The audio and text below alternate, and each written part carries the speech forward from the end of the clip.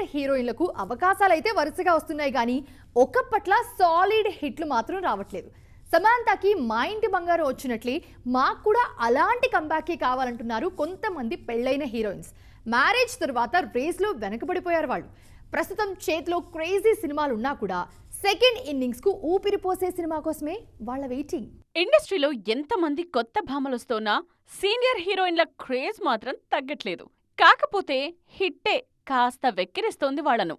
మొన్నటికి మొన్న సమంత మా ఇంటి బంగారంతో సెకండ్ ఇన్నింగ్స్ ను అద్దిరిపోయేలా షురూ చేశారు. అలాంటి ఒక మంచి సక్సెస్ఫుల్ కంబ్యాక్ కోసమే ప్రస్తుతం మిగిలిన సీనియర్ హీరోయిన్లందరూ ఆసక్తిగా ఎదురుచూస్తున్నారు.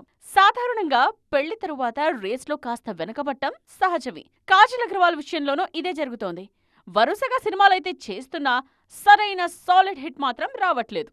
మొన్న ఇండియా స్టోరీ సినిమాతో వస్తే కనీసం ఓపెనింగ్స్ లేవు. ప్రస్తుతం రామాయణలో రావణుడి భార్యగా నటిస్తున్నారు కాజల్. దాంతోపాటు మరికొన్ని సినిమాలు చేస్తున్నారు. మరోవైపు రకుల్ ప్రీత్ సింగ్ సైతం పెళ్లి తరువాత మంచి సక్సెస్ కోసం వేచి చూస్తున్నారు. రామాయణలో ఈమె శూర్పణఖ పాత్రలో నటిస్తున్నారు. ట్రైలర్ లో రకుల్ కనిపించిన షాట్ కు అప్లాజ్ అదిరింది. కీర్తి సురేష్ కూడా పెళ్లి తరువాత బాక్సాఫీస్ రేస్ లో కనిపించట్లేదు. కెరియర్ మొదటి నుండి విభిన్నమైన పాత్రలతో ఆకట్టుకున్న కీర్తి ప్రస్తుతం వరుస సినిమాలు చేస్తున్నారు. ప్రెజెంట్ కీర్తి సురేష్ చేతిలో భారీ ప్రాజెక్ట్స్ ఉండటంతో ఆమె సెకండ్ ఇన్నింగ్స్ అద్దిరిపోయేలా కనిపిస్తోంది. విజయ్ దేవరకొండతో రౌడీ జనార్దన చిత్రంతో పాటు వెంకటేష్, అనిల్ రావిపూడి కాంబినేషన్లో వస్తోన్న క్రేజీ మల్టీస్టారర్లోనూ కీర్తి హీరోయిన్ గా నటిస్తున్నారు. మరి ఈ ప్రాజెక్ట్స్ తో కీర్తి సురేష్ మళ్లీ పూర్వ వైభవాన్ని అందుకుంటారో లేదో చూడాలి.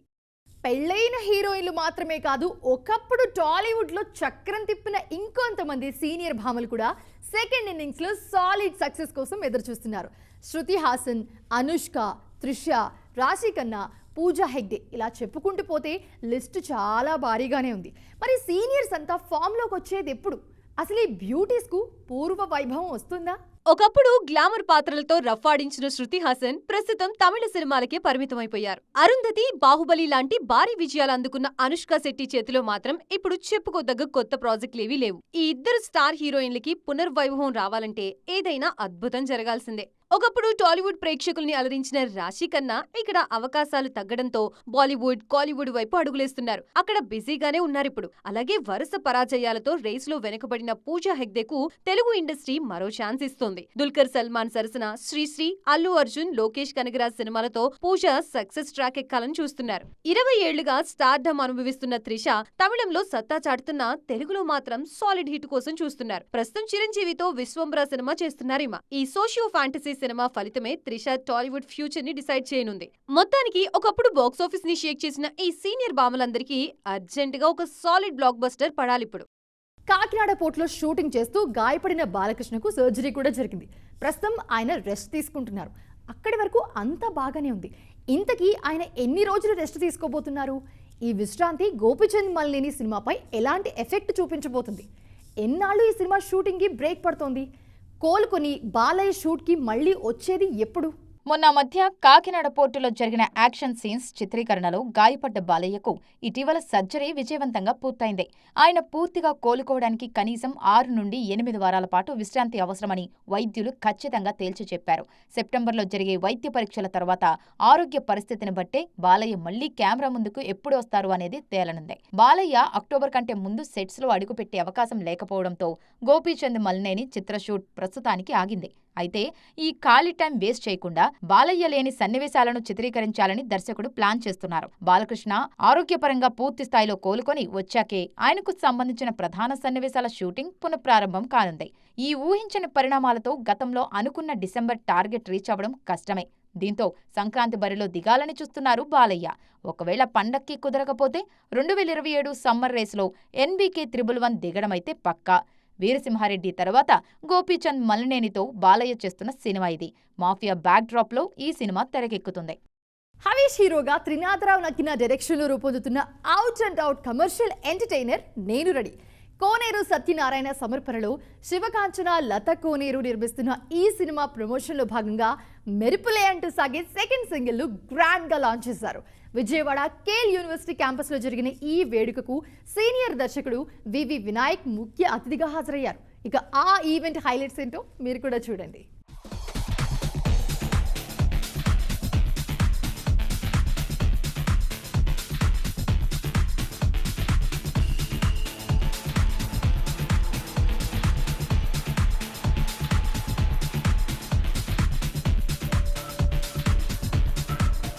అవిష్ చాలా మంచి పెద్ద కమర్షియల్ హీరో అవ్వాలని అవుతాడని నేను మనస్ఫూర్తిగా నమ్ముతున్నాను. అలాగే త్రినాథ్ తీసిన సినిమాలు నేను లోకల్, నాకు బాగా ఇష్టం సినిమా చూపిస్తాం సినిమా చాలా ఇష్టం. ఆ సినిమాలు పక్కకే ఈ సినిమా కూడా జాయిన్ అవ్వాలని నేను మనస్ఫూర్తిగా కోరుకుంటున్నాను. నేను రెడీ సినిమా హవీష్ గారు చాలా గ్యాప్లుగా సినిమాలు తీస్తుంటారు. ఎక్స్ట్రాడినరీగా ఉంటుంది. My dear Gen Z students, very soon ఈ సినిమా థియేటర్స్కి వస్తుంది, చూడండి. Thank you very much. Tamil నాకు తెలిసిందల్లా ఒక మంచి డైరెక్టర్కి ఆయనకి ఏం కావాలో ఇచ్చారో లేదో అంతే, అక్కడి వరకు. మీ అందరికీ నా యాక్టింగ్ నచ్చుతుందని, ఈ సినిమా చాలా బాగా నచ్చుతుందని ముందుగా కోరుకుంటూ, మెరుపులే సాంగ్ మాకు ఇచ్చిన మా మిక్కీ జే మేయర్ గారుకి చాలా థ్యాంక్స్ చెప్పుకుంటున్నాను. అలాగే ఆయన సాంగ్స్తో మీ అందరినీ మెరుపులే చేశారు. ఈ సినిమా కూడా చాలా చాలా చాలా బాగుంటుంది. ఇక్కడ ప్రస్తుతం ఇద్దరు ఆడియన్స్ చూశారు ఈ సినిమా. అది మా ప్రొడ్యూసర్స్, మా Mickey madam producer, Kanchana madam producer. So వాళ్ళిద్దరూ చెప్తున్నారు మరి సినిమా చాలా చాలా చాలా బాగుంది. Please watch the movie and it is my promise that it's gonna be amazing. Sir, మేము మిడిల్ క్లాస్ వాళ్ళం. రేషన్ కార్డులో కిలో బియ్యం తగ్గితేనే ఊరుకోం. అలాంటిది మీరు మా ఇంటికి వచ్చారు కదా అని ఊరుకుంటే మా ఇంట్లో వాళ్ళ జోలికి వచ్చారు. మా ఇంట్లో వాళ్ళు జరిగి పోల్స్తే నరికి నడి రోడ్డు మీద పాతిస్తా.